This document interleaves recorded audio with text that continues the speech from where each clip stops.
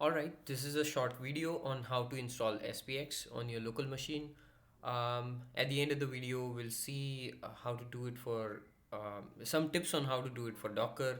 I won't do it for Docker in this video. So I'm just gonna copy this and you can choose any folder. Basically, I'm just going to clone this particular repository. Um, you do have one more option, which is go with the bash script, and let me share that with you. This bash script may not work in Docker. In fact, I know for a fact that did not work for me in the Docker. You could Google SPX PHP SPX installer,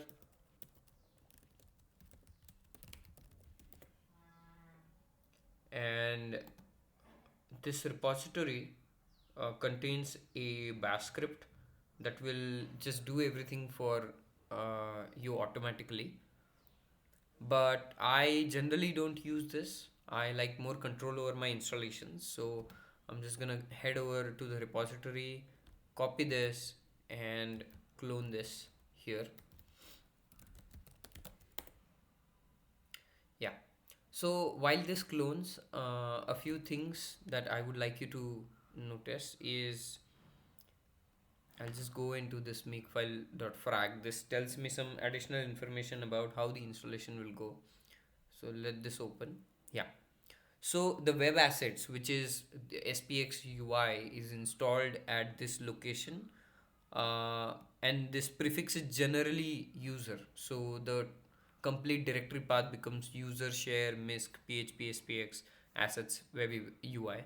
I'll show this again, but I use this particular path if I want to customize the UI for my needs on my local machine. But anyways, yeah. Now heading back to the main readme file, I have the repository cloned. I'll just go to, I'll change the directory php spx. Okay, and if I ls, I can see everything that is needed. Now right now I'm on master branch. I would not like to be on master branch right now, because if I'm going to use this, I prefer checking out the release branch. So again, I'm merely following these steps: git checkout, release latest. Yeah, that's it. Now before you do these steps, there are few important things that you should keep in mind. First is, if you have multiple PHP versions installed, like I do, I have 7.2, then if you want to configure SPX for 7.2, make sure PHP 7.2 is default on your machine. For example, on my machine, 8.3 is default. So now when I build everything, this will be built for 8.3. I Right now I'm running my FPM on 8.2, and I want the whole installation to work for 8.2. So what I'm going to do is I'm going to change my default PHP to 8.2.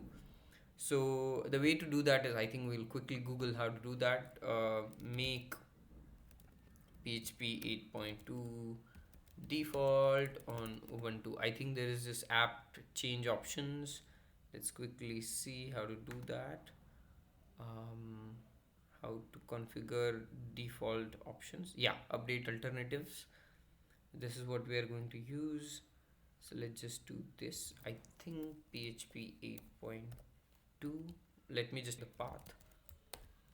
Which PHP 8.2 is this? So I'm just going to run this command, will work for me. Yeah. So that's it.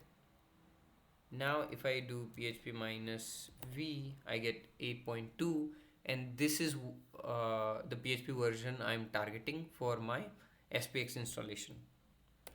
So let's go ahead and do that. Alright, so I'm gonna close this.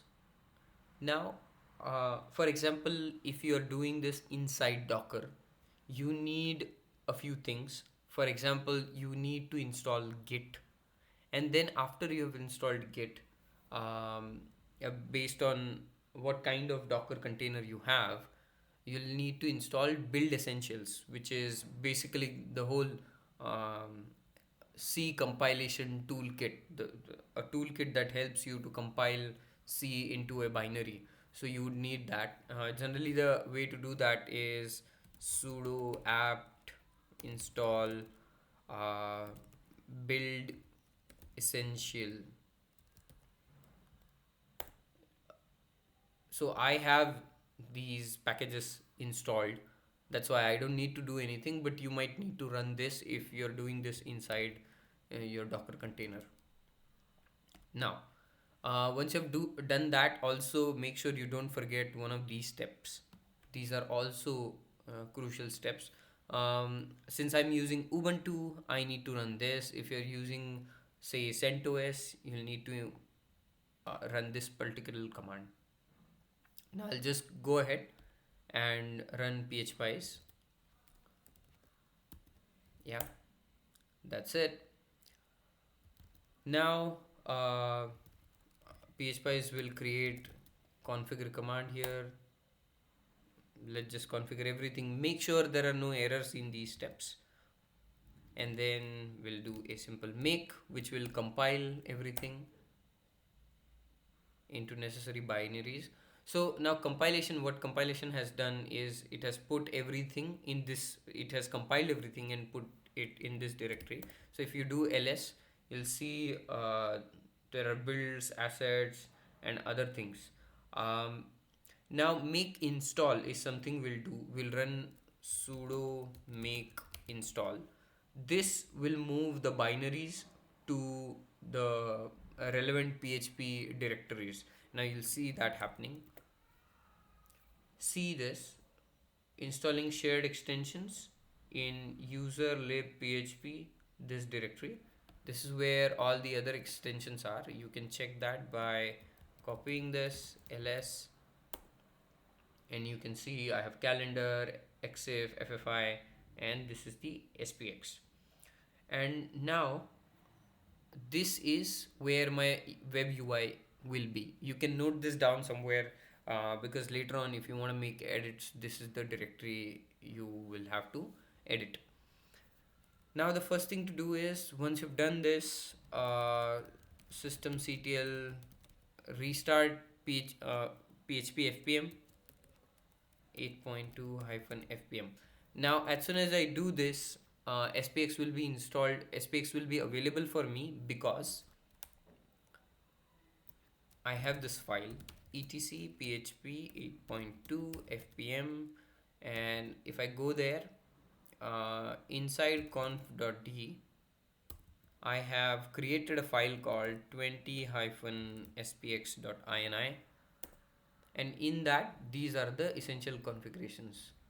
Extension spx.so http enabled. Basically, I would like all requests to be profiled whenever I have enabled it from the SPX panel. Then this is important. This is very important. SPX HTTP IP whitelist. You want to put a star there because on your local machine, if you have IPv6 enabled, this may not work out of the box. So just put a star there, and then this is one more configuration that you need to have in place. And for command line, this is already done. You can see that if I do php-m, I should see SPX. I see SPX here. Make sure you don't have any other profiling extension enabled. For example, xhprof. Xdebug works with SPX, but xhprof doesn't work. So make sure you don't have xhprof installed. Otherwise, you may have a segmentation fault. Okay. Now going ahead, let's check if I have this installed for PHP FPM. So I'm quickly gonna restart PHP 8.2-fpm. Okay, so let's do a quick PHP info. Localhost index.php. I don't have a file here. Okay, connection refused means my nginx is turned off. So sudo systemctl restart ph nginx. Okay, nginx is failing to start. We'll quickly check what the problem is. Makes only okay. It's saying that I have an error in my nginx.conf. So let me quickly check. This is the file where the error exists. So I'll quickly check that. I must have made some kind of mistake here. Just need to find where that mistake is. Line number 210. Okay, what is the mistake? Oh yeah, all right. Okay, now let's quickly start nginx. Nginx is started. Index.php. I'll just quickly edit that file, index.php, and I need to have php info here.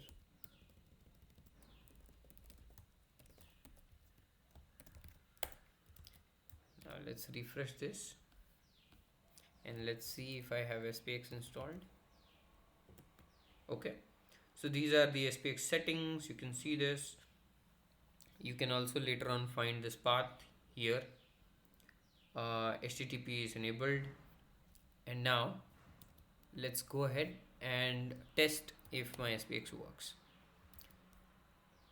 So here I need to go to the Magento website with this URL here that is given, SPX UI URI. This is the full key that I'll be using. So the cool thing about SPX is you don't need to do anything special to integrate it with your PHP framework. It will just profile everything by default. So I'm just gonna go here, open this. You're seeing this because the site does not support HTTPS. Okay, continue to site. Yeah. So you can see that this is my SPX panel. Yeah, and I don't have any profiles here. Now what you need to do is make sure you're setting sampling to 1 ms or 5 ms. I'll explain the reason in next video, but just remember, most of the times you don't want to disable sampling. That's going to be a bad idea. So either sample with 2 ms or 5 ms, or 1 ms is also fine. Most of the times I don't need to go below 1 ms, and you can see a very good description of sampling here. So I'm just gonna go with 5 ms, and now let's profile. I have already checked this box. This is enabled. Let me zoom out a little bit so you see a little more. Yeah, so this is the whole panel. I don't have any profiles yet, so I'll just go to Magento without this special URI, and let me open a category page. I don't have any products, probably because there's some error, but irrespective of that, it doesn't matter right now. I'll search, and when I do this, you can see that these profiles are being generated. If I refresh the page, you can see these profiles.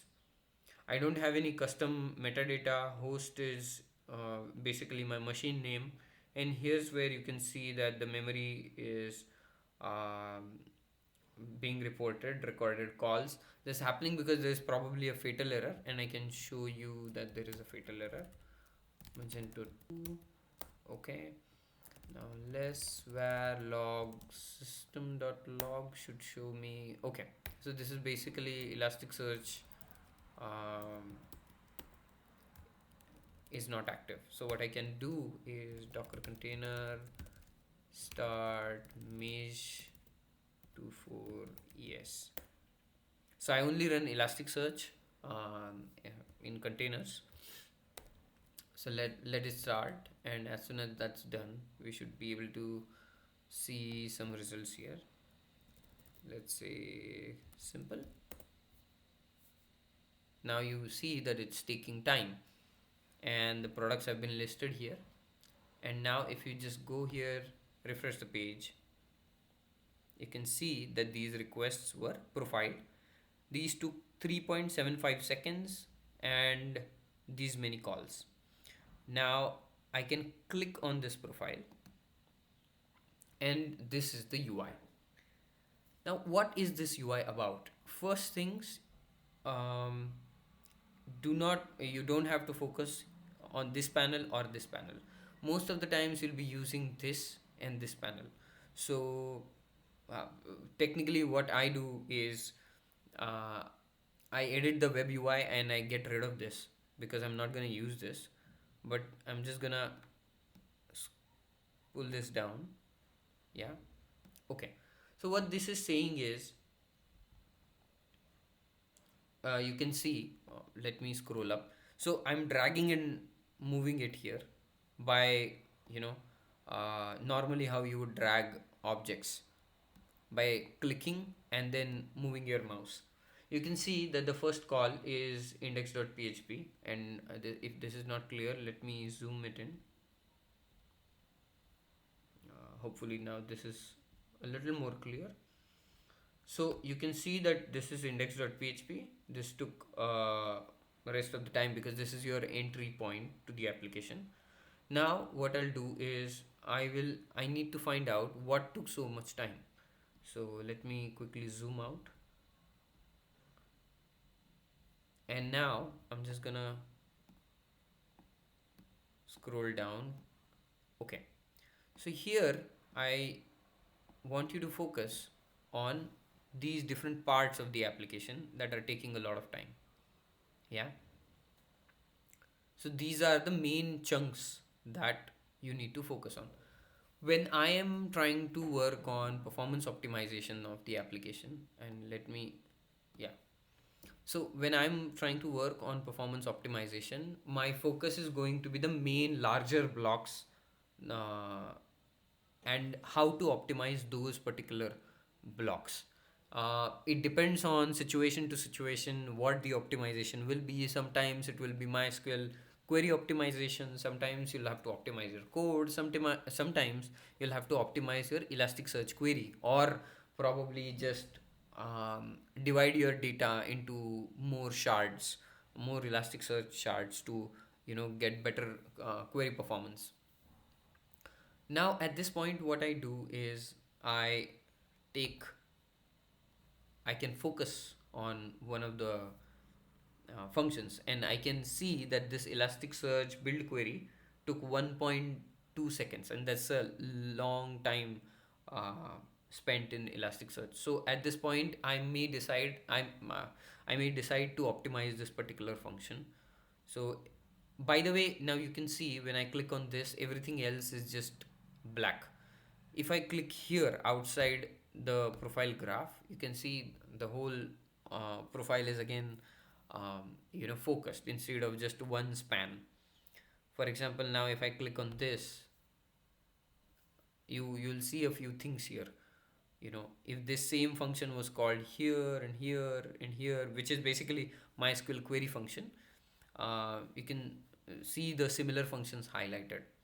Some more features of these particular panel is I can search a function here. For example, I can say query. Yeah, you can see the all the functions which are named query. So these are the few features of SPX. Now in my experience, I generally only need to look at this when I want to find out how many times the function was called. This is something that I almost never use. So now I'll show you a few more tricks here. Let's say I want to edit this UI. I want to customize a few things and I don't want to see these panels. So what can I do? So one thing that I can do is, as previously shown, let's go to that directory. I can copy this path. I can into this directory, and I can say report.html. I can open this and I'm going to edit some code here. Of course, when you are doing at your end, you may have to figure out how to do it, because I'm not showing exactly what code to edit, but essentially I am going to comment out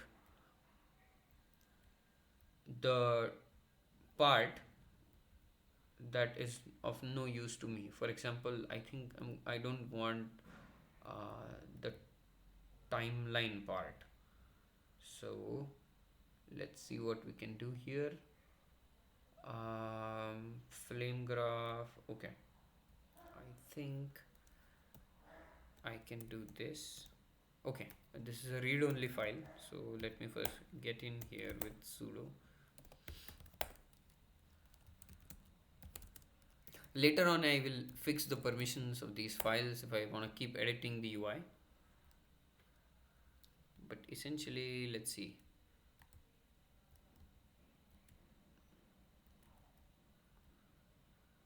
Visualization, I don't want something called timeline. So let's see. I think if I'm not wrong, this is what I want to do. Yes. Yeah. Let's refresh the page here and let's see how it affects the UI. Okay, so you can see that these two panels are gone. Now one more edit that I'll have to make is start this with, if I'm not wrong, I'll have to edit this part and I will make it 600 pixel to start with. Yeah, so this gives me a more focused view, less distracting. But essentially this is it. Yeah, one last feature. Let's say I want to zoom in on this. What I can do is, you see, as I drag this, I'm able to zoom in. I can in fact zoom in further. Let's say this is where I want to focus on. So I'll drag it to the center, and now if I scroll up, you see it zooms in. If I scroll down, zoom out, scroll in, zoom in, scroll out. So that's one way to scroll. That's one way to zoom in and zoom out. Other thing is, obviously you can use this feature also, and you can move this around. If you want to focus a little more, you can do this. Sorry.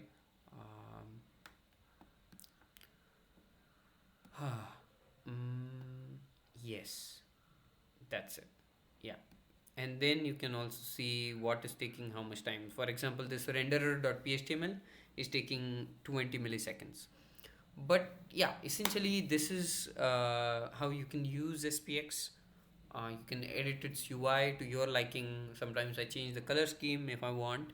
I edit a few more things here to my liking. You can do that also. But that is essentially in nutshell how you would use SPX. Now in a containerized environment, what you need to ensure is your requests for report. So first is, obviously you need to figure out where this directory is in your containerized environment. Yeah, that's one thing. Another thing is, it helps to understand a little more on how this whole UI works. So when I refresh the page, the report.html will be served. And let me show you here. Report.html is served.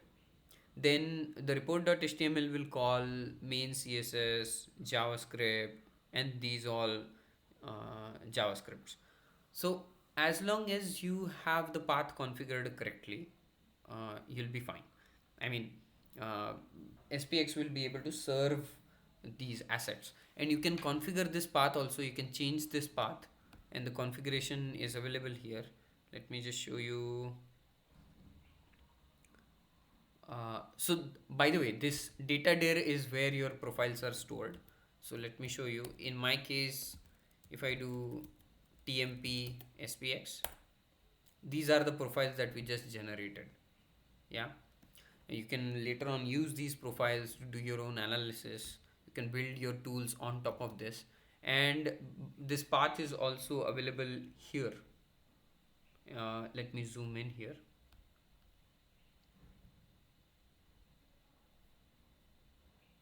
Yeah, I hope you can see this. um, Zoom in further. Yeah, so tmp spx is what we saw. Now you, just like data dir, you can also change UI assets there. So in your dockerized environment, if the installation ends up happening in a different directory, ensure that you change this default. Yeah, and when these values are correct, you'll be able to see the panel also opening. But yeah, that's about it. That's all you need to do to start profiling. Check where you check which functions are slow, and then figure out your optimization strategy. In this case, because I have 1.3 million SKUs, I may want to shard my Elasticsearch. If there are multiple shards, I may get better performance rather than this itself taking 1 second. And by the way, it's not just Elastic. I misspoke when I said Elasticsearch is taking this 1 second. If you just focus here, and let me zoom in here on this detail, and once I do that, let me also zoom in. Yeah, you can see it's a particular MySQL query that is slow, and you'll be able to figure that out either by turning on query log, or you can just check by going into the code what this query is doing. You can echo this query out and then fire this on your MySQL and check why this is slow, and then you probably can just speed it up. There are a lot of other things, and I've covered them in my PPT that I've presented at Meet Magento India. What I'll do is I will make sure that that PPT is attached in the description of this video. And yeah, that's about it. Thank you.